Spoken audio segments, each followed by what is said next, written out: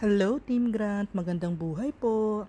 Dahil nga po mainit pa rin dito sa Abu Dhabi, magandang sabayan ang init ng pagpapapawis.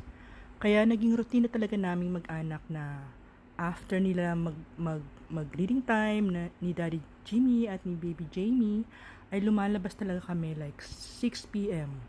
Yun yung magandang oras para lumabas at magpapawis. So, habang ako ay nag-walking, ikot-ikot lang, yung mag-ama naman ay paikot-ikot lang din sila habang nagpa-bike.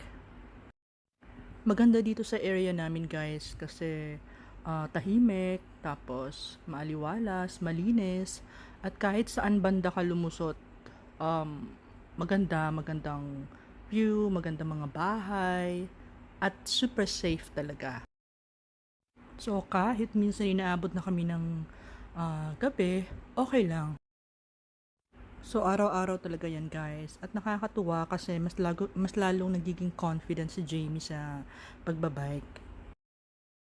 Yung 1 hour namin sa baba, naku, sobrang pawis na ako dyan. Kaya shout out sa mga mamsis kong friendship. Challenge ko kayo, labas na, papawis na. Kasi pag nagtaglamig na, hindi na tayo masyadong pagpapawisan. O siya, hanggang dito na lang muna guys. Thanks for watching. God bless you all. See you po sa next mini vlog. Babush!